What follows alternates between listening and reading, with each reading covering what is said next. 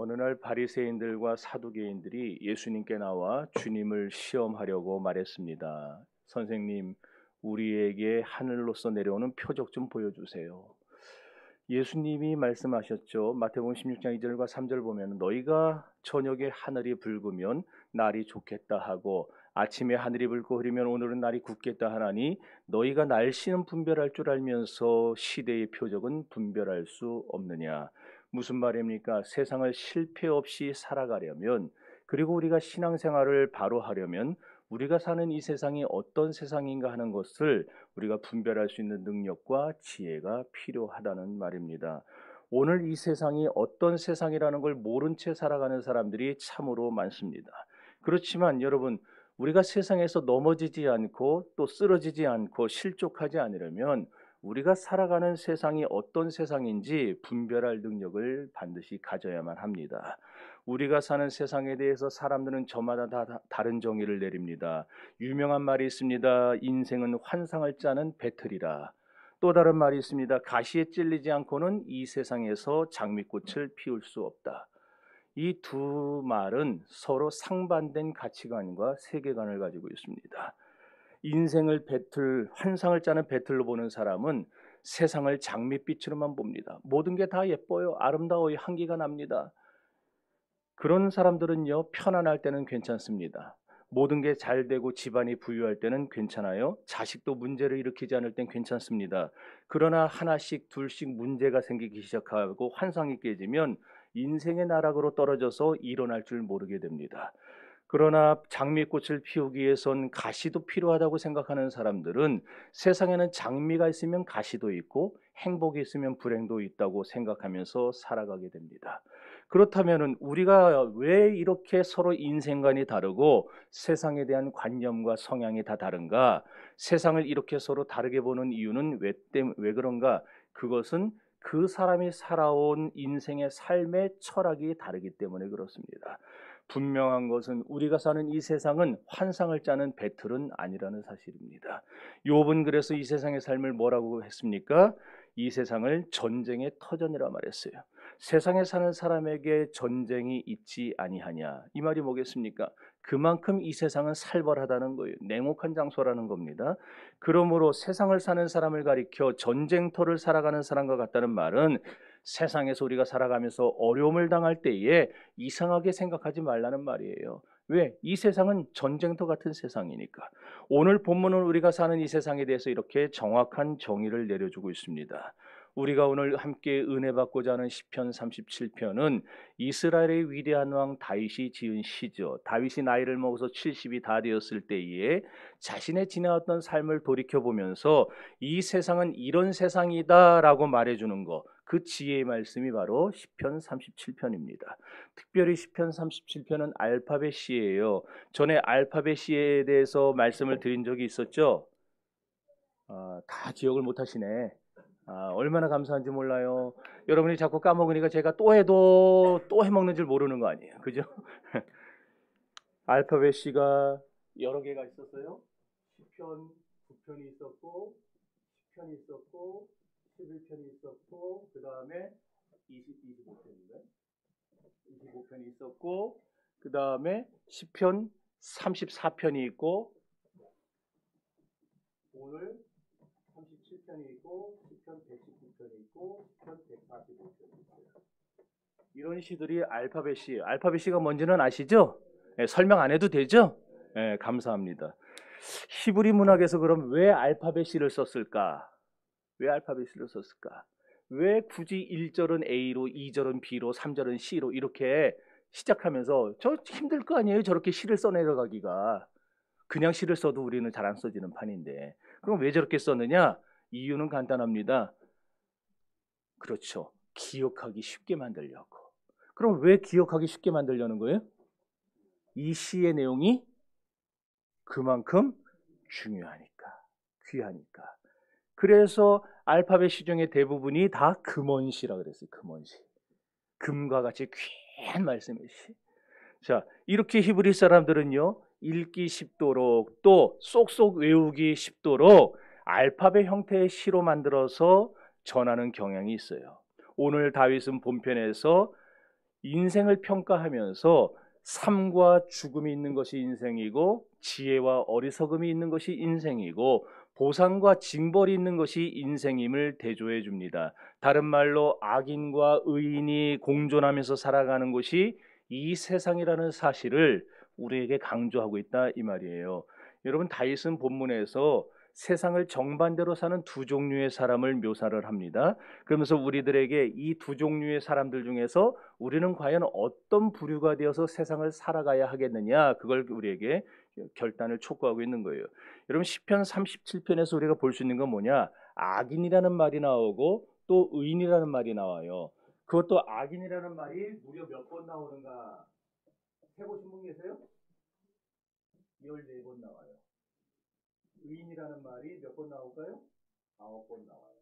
전의 성경에서는, 개혁 성경에서는 13번, 7번이었는데 지금 개혁 개정으로 바꿔가면서 전에는 이렇게 표현 안 돼 있던 것까지 악인과 의인으로 바꿨어요. 그래서 14번이 되고 9번이 됐어요.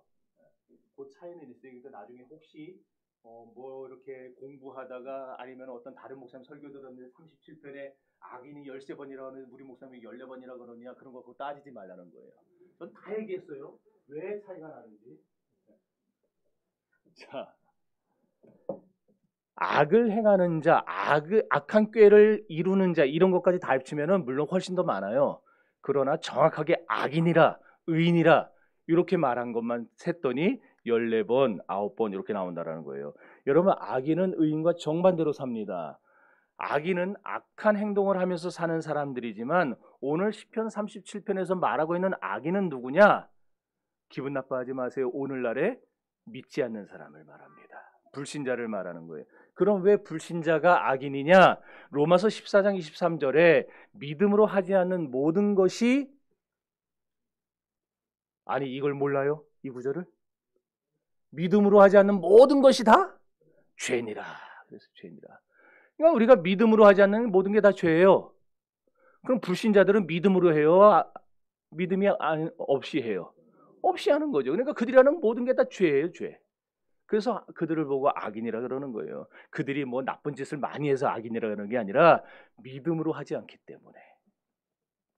하나님은요, 아무리 신앙 없이 사는 사람이 도덕군자라 그래도요, 그런 사람을 악인으로 여기세요. 네. 왜? 예수가 없는 것은 하나님이 없는 거죠. 그죠? 그러면 예수가 없는 것은 천국이 없는 거예요. 천국이 없는 것이고 또 도덕이 없는 거예요. 그러니까 여러분들은요, 그리스도인들은 도덕과 윤리를 말할 때도 세상이 말하는 도덕과 윤리를 말하면 안 돼요. 자꾸 그런 질문을 하는 사람이 있어요. 기독교가 들어오기 전에 이순신 장군 같은 그런 훌륭한 성인군자는 왜 지옥 갔습니까? 세상이 말하는 도덕과 윤리의 잣대로 보니까 그러는 거예요. 그거는 다. 예. 여러분, 우리는 세상의 도덕과 윤리가 아니라 성경이 말하는 도덕과 윤리를 말해야 돼요. 그러니까 우리는 저 사람 보면서 야, 저 사람 참 도덕적이야, 세상의 잣대로 말하면 안 되고, 한 사람도 이해 없이 다 어때요? 다 죄인이에요. 다 악해요. 그래서 이 세상의 도덕과 윤리는 전부 삐뚤어져 있어요. 그런 삐뚤어진 기준으로 보면은 삐뚤어진 사람이 다 정상으로 보이는 거예요. 그러니까 우리는 절대로 그런 기준으로 보면 안 된다라는 거예요. 오직 성경으로 봐야 돼요. 그럼 성경으로 보면은 예수가 없는 사람, 믿음이 없는 사람, 그럼 어떤 사람이에요? 악인이에요, 그게. 그리고 의인은 누구냐? 비록 부족하고 연약하고 미흡한 게 많아요. 그럼에도 불구하고 그 안에 예수가 있는 사람을 뭐라 불러요? 의인이라 부르는 거예요. 그 증거가 나오죠. 아브라함이 여호와를 믿으니 여호와께서 이를 그의 의로 여기셨더라. 아브라함이 우상 팔아서 돈 벌어 먹고 살던 사람이에요. 하나님 모르고 살던 사람이에요. 그런 사람이 하나님을 믿고 구원받고 거듭난 다음에 그가 하나님을 믿게 되니까 하나님이 그런 아브라함을 보면서 세상의 기준으로 보면은 전혀 틀린데 하나님이 새롭게 된 기준으로 아브라함을 뭐라 불러주신 거예요? 너는 의인이라 그렇게 불러주신 거예요. 그래서 오늘 시편 37편에 보면 이렇게 불신자와 신자, 악인과 의인의 양태를 소개하면서 이들의 인생의 결말이 어떻게 달라지는가를 우리에게 소개를 해주고 있습니다. 그러므로 여러분 악인의 악행에 대한 하나님의 공의로운 판단과 심판, 의인이 받을 축복을 대조하면서 다윗이 이 시를 기록해 내려가고 있다는 거예요. 아까 초반에 말씀드렸지만은 시편 37편은 다윗이 인생의 말년에 쓴 시입니다. 다윗이 몇 살에 죽어요?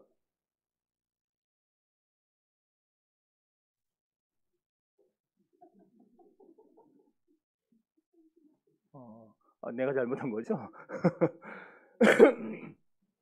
다윗이 70에 죽잖아요. 예. 당시 기준으로 보면 오래 산 걸까요? 적게 산 걸까요? 오래 산 거예요.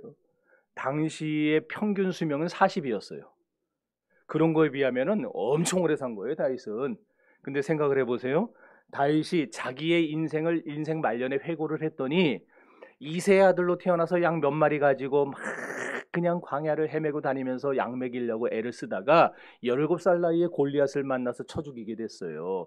그 일로 이레악 스타덤에 올랐죠. 사울왕의 시기를 받게 됩니다. 그러면서 장장 무려 몇 년을 쫓겨다닙니까? 13년을 쫓겨다녀요. 그래서 30이 될 때까지 쫓겨다니죠. 40을 살다가 다 죽어가는 세상에 30까지 아무것도 못하고 쫓겨다니기만 한 거예요. 인생 전부를 다 허비한 것과 똑같습니다.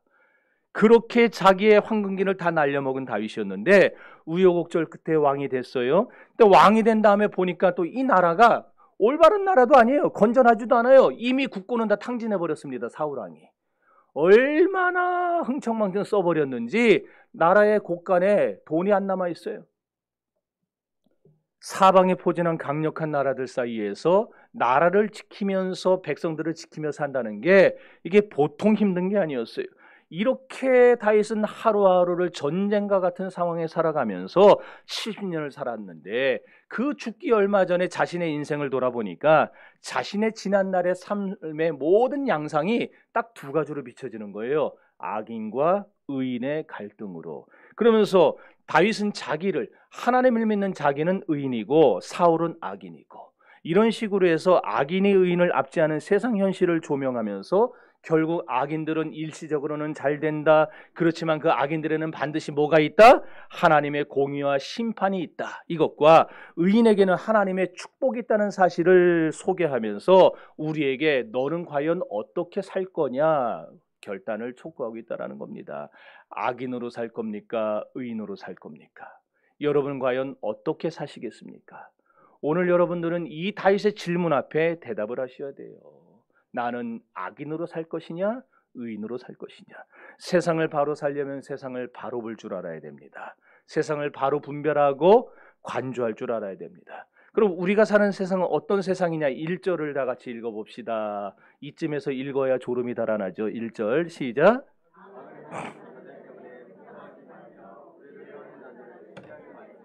이 세상이 어떤 세상이냐? 행악자가 판치는 세상이에요. 행악자가. 하나님 없이 악을 저지르는 사람들이 너무너무 잘 되는 세상이에요. 여기 행악자라는 말은요. 남을 괴롭히고 남의 재산이나 행복을 깨뜨리고 남에게 상처 주는 사람을 말해요. 또 불의를 행하는 사람이라는 말은 남과 싸우며 불쾌감을 주는 사람. 우리 주변에 그런 사람 얼마나 많습니까? 그냥 자꾸 시비 걸고 다니는 사람들이 있죠. 그런 사람들 볼 때 유쾌합니까? 불쾌하죠. 이런 사람들이 불의를 행하는 자들이라는 거예요. 그러니까 이렇게 결국 행악자, 불의를 행하는 자 다 같은 사람이에요. 같은 거. 한마디로 하나님 잘 믿고 선하게 살려는 사람을 괴롭히는 자들이 행악자여 불의를 행하는 자들인데 이걸 좀 더 극대화해서 말하면은 하나님과 원수가 되어 사는 사람이 바로 행악자라는 겁니다. 이들로 인해서 오늘 우리가 사는 세상은 썩어질 대로 썩어버렸어요. 여러분 창세기 6장에 보면 노아 시대에 행악자들이 얼마나 패괴하고 악했는지 몰라요. 그죠? 딱 요즘 세상 같지 않습니까? 막 부패하고 주먹을 앞세우면서 살았어요. 법도 없어요. 그와 같은 행악자들이 득세하고 잘 되던 때가 노아 시대였는데 오늘날이 딱 그 짝 아니에요. 그냥 어떻게 해서든지 그냥 권력만 잡으면 헤쳐먹기 바쁘고 그냥 여러분, 이렇게 이 세상이요, 이렇게 하나님과 등지고 사는 사람들이 무슨 짓을 해도 별탈 없는 세상이 되어버리고 말았다라는 거. 7절 읽어보세요. 시작.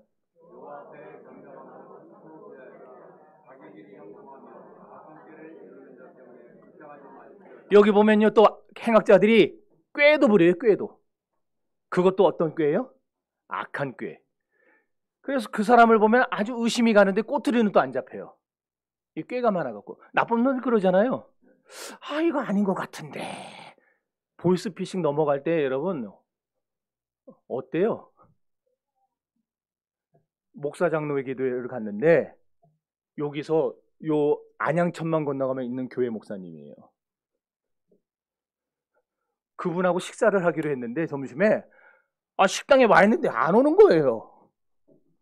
30분이 지났는데 안 와요. 전화를 해도 안 받아요. 계속 통화 중이고. 밥 사준다 그래놓고서는 그래놓고 어쩔 수 없이 밥을 시켜서 이제 먹는데 다 끝났어요. 다 하고 이제 갔는데 몇 시간 뒤에 전화가 온 거예요. 자기가 지금 막 다리가 너무너무 후들후들 떨린다는 거예요. 왜 그러냐 그랬더니 딸 전화번호예요. 딸 전화번호. 그리고 전화가 올릴 때 요새 뭐 있잖아요. 뭐 뜨고 하는 것들 보면은 사진 뜨잖아요. 자기 딸 사진이 떠요. 자기가 설정해 놓은 거. 그게 떠요. 딸 전화번호에 받았어요. 그랬대. 딸 목소리로 아빠 나 지금 납치당했다고. 의심을 할까 딱 했는데 갑자기 어떤 놈이 봤더니 3천만 원 가지고 어디로 와라. 만약에 이 전화를 끊는 순간 네 딸은 바로 팔아버린다. 이래버린 거예요. 그러니까 그때부터 막 이제 정신이 없어가지고 전화를 끊고 전화를 해보면 금방 아는데 못 끊게 하니까. 그러니까 거기에 어디로 오라 그래도 옥수동 어디로 갔더니 산꼭대기 갔더니 없어요. 다시 전화가 와서 차 타고 또 한남동 어디로 와라. 그것도 거기도 산꼭대기 갔더니 또 없어요. 승질을 냈대요. 뭐 하는 거냐고 그랬더니 어디서 승질을 부리냐고. 네 딸 바로 죽여버린다고. 이러니까 잘못했다고 한 번만 용서해달라고 그러고. 그러고서는 2시간을 그렇게 헤매고 다니다가 3천만 원을 이제 가지고 이제 마지막 장소로 거기서 보고 있었던 거예요. 누굴 데리고 오나. 그래서 마지막 장소로 가는데 딸한테 또 전화가 온 거예요. 지금 딸 전화로 전화를 하고 있는데 이게 뭐냐 그래서 눌렀더니 딸이 아빠 어디야 그래요. 뭔 소리냐 나 지금 너 만나러 가잖아. 뭐예요? 그랬더니 어제 딸한테 뭐가 떨어져가지고 그거 좀 사와라 이제 얘기를 해놨는데 딸이 마침내 그 목사장로 기도회하는 그 근처에 직장이 있어가지고 사가지고 점심에 만나기로 한 거예요. 그 딸이 만나기로 한 시간보다 한 시간 일찍 왠지 일찍 전화를 하고 싶더래요. 그래서 전화를 해가지고 그래가지고 전화 끊고서는 이제 그 걔네들한테 그런 거예요. 야이 이제 목사가 뭔 놈의 그랬더니 저쪽에서 당황도 안 하고 웃더래요. 그래서 니들 다 신고할 거라 그랬더니 신고해라 이 비용신아 그러더니 끊더래요. 그리고 다시 바로 전화를 했더니 없는 번호로 나왔나요. 그러고선 자기가 지금 다리가 너무 후들거려서 못하고 있으니까 자기 좀 데리러 오라고. 여러분 세상의 악인들은요 그런 꾀를 그런 머리를 좋은 데다 좀 쓰지 어째 그런 쪽에다 쓰는지. 그런데 또 이렇게 간교한 계획을 일삼는 놈들이 또 잘 살아요. 그러잖아요. 악한 놈들이 더 잘 살아요. 세상 보면은. 자 16절 보세요. 시작.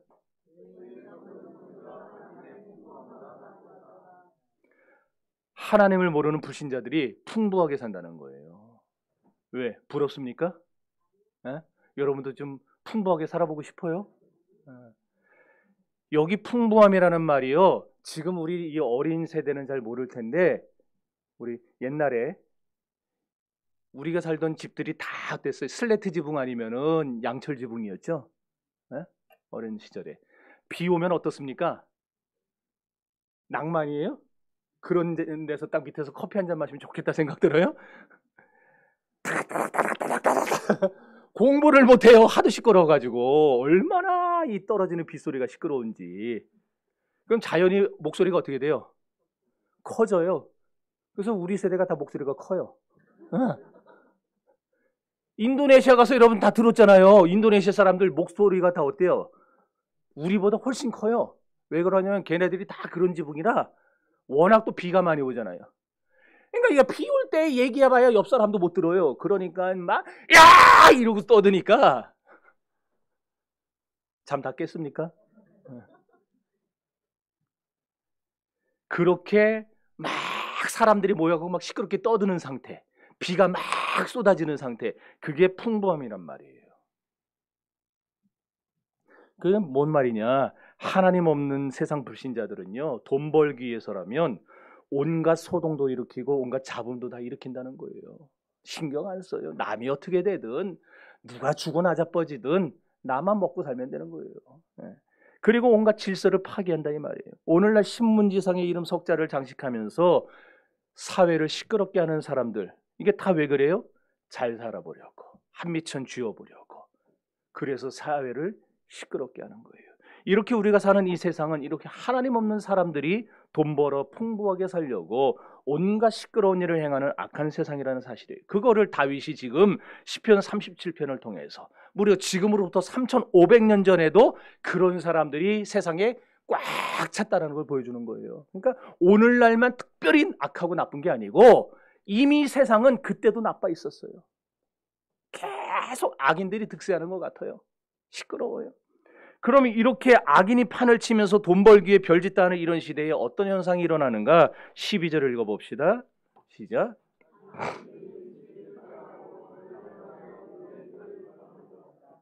악인이 의인치기를 꾀한다는 말이 뭡니까? 악한 계략과 음모를 써가지고 의인의 소유를 뺏는 걸 말이에요. 그러니까 쉽게 말해서 쉽게 돈을 벌려고 하다 보니까 돈 가지고 있는 사람들을 계속 주시하고 연구하는 거예요. 어떻게 하면 저 돈을 내가 빼먹을 수 있을까? 바로 살고 바로 행하려고 하는 사람들의 재산을 뺏으려고 온갖 음모를 계획하는 걸 말이에요. 돈 가진 사람한테서 돈을 빼내기 위해서 그 사람만 쳐다보는 거예요. 그런 현상이 사회 전반에 가득했다는 겁니다. 이렇게 다윗이 사울을 이어서 왕위에 올랐을 당시에는 이런 사기꾼들, 오늘날의 보이스피싱범 같은 놈들이 득식을 거렸어요. 21절 시작.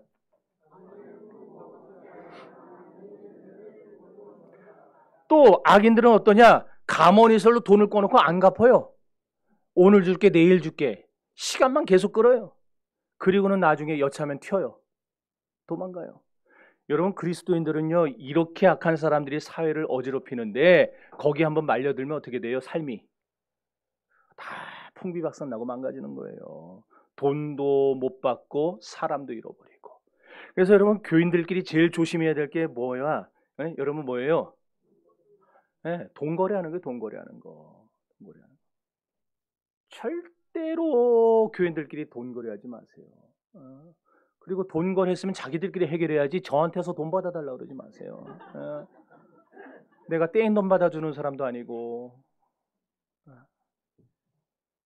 여러분, 하여튼 돈에 정직하지 못한 사람은요, 상종을 말아야 돼요. 상종을. 여러분, 우리 인간은 영과 육으로 되어 있어서 영 또는 영혼은 하나님의 은혜를 받아야 살고요, 우리 육은 돈이 있어야 살도록 하나님이 그렇게 창조를 해놓으셨어요. 그래서 영은 영의 원리로 은혜 받아야 하니까 우리가 은혜 받기 위해서 어떻게 해요? 주일날에도 나오고 수요일도 나오고 금요일도 나오고 하는 거예요. 은혜 받아야 되니까. 그런데 교인들 중에 보면은요, 신앙과 세상에서 균형을 못 잡는 사람들이 있어요. 신앙은 좋은데 세상에서의 도리를 못 해요. 딱 나가면 저 사람 참 믿음 좋아. 믿음만 좋아요. 믿음만 좋아. 사람들과의 관계는 영 꽝이에요. 젬병이에요. 반대로 사람들과는 너무 관계가 좋아요. 그냥 막 1시간 반을 통해서 도대체 누구하고 통화했냐래. 잘못 걸려온 전화래요. 얼마나 그렇게 사교성이 좋나 몰라요. 그런데 신앙은 영 꽝인 사람이 있어요. 하나님과 대화하라 그러면 5분도 안 돼서 죽겠습니다 이러고, 누구랑 얘기하라 그러면 그냥 1시간 2시간을 떠들어도 그냥 아쉬워가지고 내일 또 만나자 그러고. 여러분, 신앙과 세상이 균형을 잘 잡아야 돼요. 아멘이 안 나오잖아요. 아멘이. 균형을 잘 잡아야 됩니다. 우리 돈이 가야 될 곳이 있어요. 맞다고 지금 떼강 그러는 거예요. 지금 정확하다니까. 우리 돈이 첫 번째로 어디로 가야 되느냐? 하나님께 가야 돼요. 예. 여러분, 그러니까 우리가 11조, 감사헌금, 선경금, 작정금 이런 거 자꾸 미루거나 아까워하면 안 돼요. 여러분이 돈이 많아서 드리라는 게 아니에요. 제가 여러분 돈 없는 거 알아요. 저보단 많겠지만. 돈 없는 거 알아요. 그런데 왜 얘기를 하느냐? 먼저 하나님 중심으로 살라는 거예요. 하나님 중심. 이게 안 되는 사람은 축복과 점점 거리가 멀어지는 겁니다. 그 다음에 돈은 누구에게 가야 되냐? 나에게 가야 돼요. 하나님께 드리고 그 다음에 나를 위해 쓰는 거예요. 나와 관계된 가정을 위해서. 그런데 악인들처럼 잘 살아보겠다고, 돈 좀 벌어보겠다고 하나님께 가야 될 걸 안 써요. 가족들에게 가야 될 것도 안 써요. 우리가 이런 악한 시대에 살아가고 있는 거예요. 다윗은 본문에서 이런 사악한 사울 시대에 하나님을 의지하고 모든 역경을 이겨냈던 자신의 삶을 반추하면서 우리에게도 하나님을 전적으로 의지하라고 강조합니다. 여러분, 세상에 이런 사악한 사람들, 물질 문제에 항상 걸리는 사람들처럼 살지 마시고 언제나 하나님 중심으로 사시기를 주의 이름으로 축원합니다. 3절 읽어봅시다.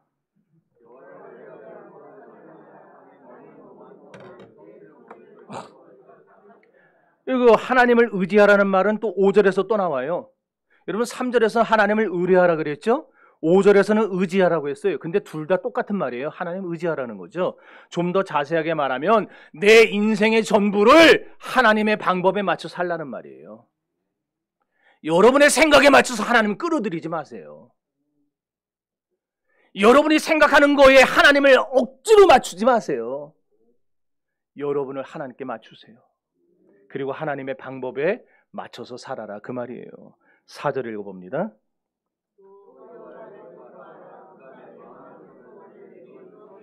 여기 또 여호와를 기뻐하라, 이 말은 뭐냐? 하나님을 인하여 마음을 부드럽게 가지라, 기쁘게 가지라, 그 말인데, 다시 말해서 하나님을 통해서 오는 영적인 기쁨을 간직하며 살라는 말입니다. 이게 뭡니까? 하나님과 바른 교통을 하라는 거예요.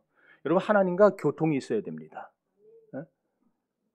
하나님과 교통이 끊어지면은요, 가고 오고 이게 돼야 돼요. 우리 혈관도 그러잖아요.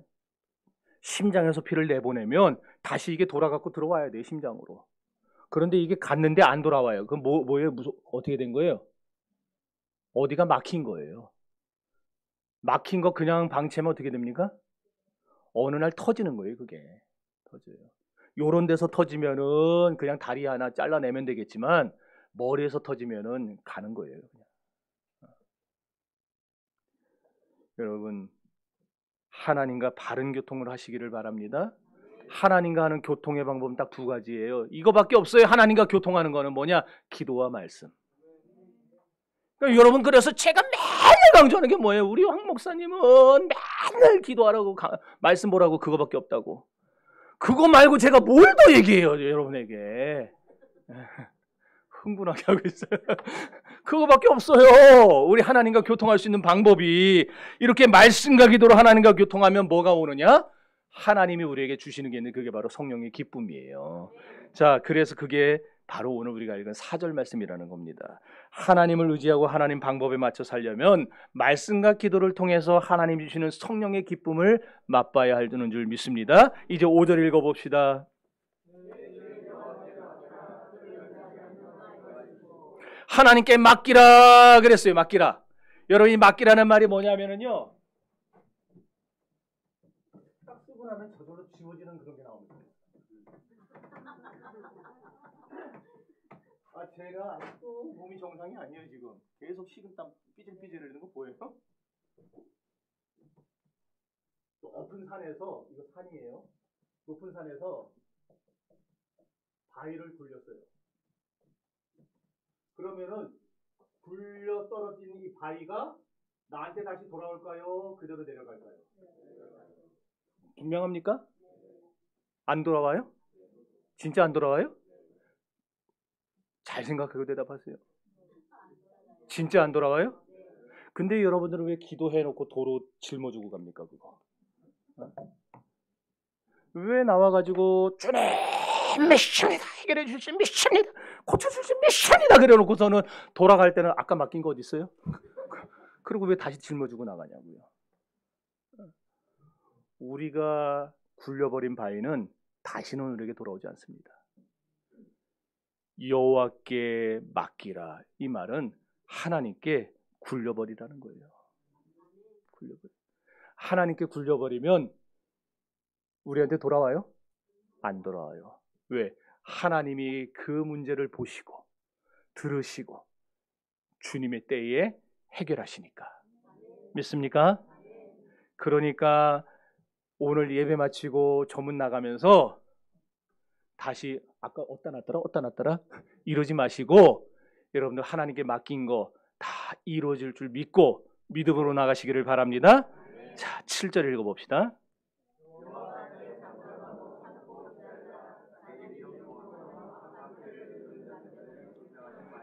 이 말도 다 똑같아요. 하나님을 의지하고 잠잠히 참고 기다리래요. 의심하거나 불평하지 말고 하나님 해결할 때까지 참으라는 겁니다. 9절 읽어보세요.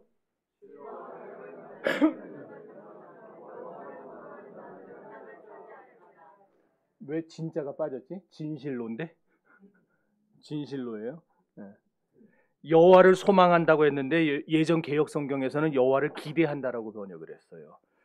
역시 기대한다, 소망한다 둘 다 뭐냐면은 참으면서 기다리라는 말이에요. 34절.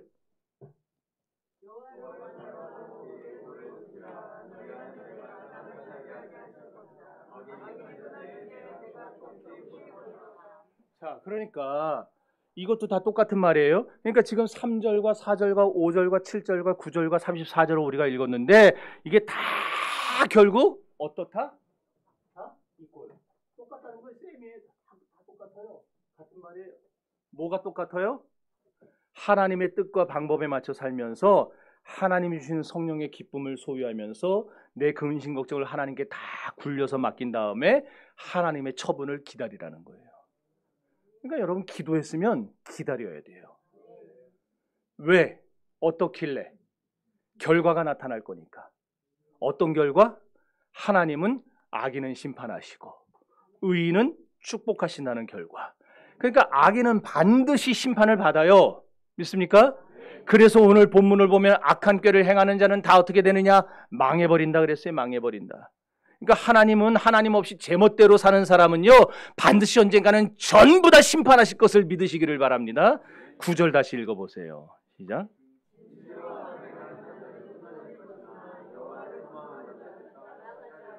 여기 보세요. 악을 행하는 자, 행악하는 자 다 끊어져요. 없어져요. 그렇지만 의인은 상을 받아요. 17절. 왜 하필이면 악인의 다리가 부러진다. 우리는 다리가 부러진다 그러잖아요. 저놈 시키냐 다리는 확 부러져 버리라고. 근데 왜 성경은 팔이 부러진다고 했는가?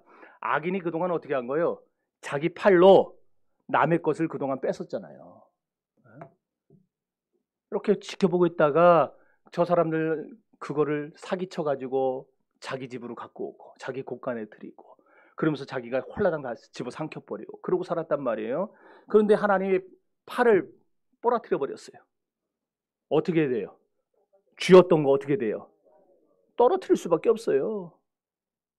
먹었던 거 다 개워낼 수밖에 없어요. 다시는 자기 걸로 못 삼는다는 거예요. 그래서 하나님이 악인의 팔을 부러뜨린다라는 것은요, 이와 같이 악인들이 이 세상에서 지금은 잘 되는 것 같고 지금은 뭐 형통한 것 같지만은 결국은 어떻게 된다는 거예요? 20절에 보면은 멸망당해요. 멸망당해. 28절에 보면 게다가 악인의 자손은 끊어진다고 했어요. 여러분 그러니까 부모가 악하게 살면 자식들에 가서 반드시 망하게 되어 있어요. 그러니까 부모는 자식을 위해서라도 똑바로 살아야 돼요. 진짜라니까. 당장 어렵더라도 절대로 물질 문제로 하나님 앞에 범죄하지 마세요. 하나님 중심으로 사시기를 바랍니다. 그렇다면 의인은 어떤가? 32절 33절 시작.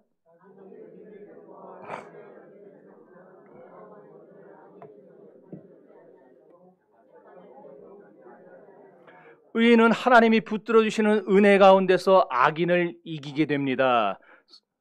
여기서 아멘이 나올 줄 알았는데. 악인을 이기게 됩니다. 성도 여러분, 성도를 핍박하는 악인들의 손이 아무리 길어도요, 가제트팔 같이. 우리 학생들은 가제트팔 모르나? 아무리 길어도 여러분을 구원하시는 하나님의 손은요, 그보다 훨씬 더 길고 굵은 줄을 믿으시기를 바랍니다. 그러니 겁먹지 마세요. 동요하지 마세요. 그저 하나님만 바라보고 말씀 따라 사시기를 바라요. 그럼 어떻게 되느냐? 34절 읽어봅니다.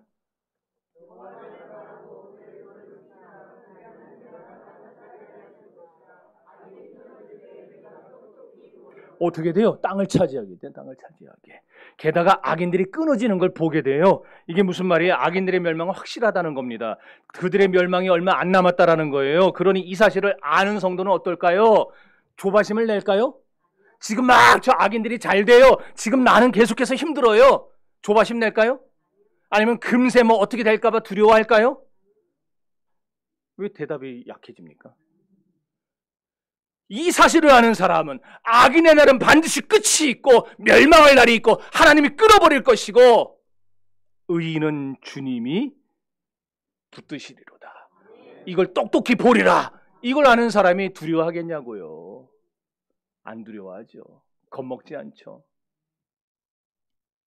비록 지금은 악인들이 푸른 나무처럼 잘 되고 무성합니다. 잘 먹고 잘 삽니다. 지금도요, 여전히 우리 요 문밖만 나가도요, 나쁜 놈들이 더 잘 살아요. 그럼에도 불구하고 악인들은 36절, 사람이 지날 때에 없어질 존재들이라는 거예요. 이게 뭐냐? 여러분, 볼테르라고는 유명한 사상가가 있었어요. 철학가가. 그 사람이 한창 잘 나갈 때에 그런 말을 남겼어요. 앞으로 100년 후에는 전 세계에서 성경이 없어질 것이다. 그러면서 자기가 죽으면서 자기 묘비에 그걸 써놓게 했어요. 100년 뒤에는 성경이 없어질 것이다. 근데 그가 죽은 지 지금 수백 년이 지났어요. 어떻게 됐습니까? 성경은 여전히 전 세계 베스트셀러 1위고 그 사람 집이 성경 파는 집이 됐어요. 여러분, 하나님은요, 얼마나 유머가 있는 분인지 몰라요. 그래? 악인들의 말을 하나님은 다 들으세요. 다 듣고 그들에게 그대로 갚으십니다. 여러분, 이제 결론적으로 40절 읽고 마칩시다. 시작.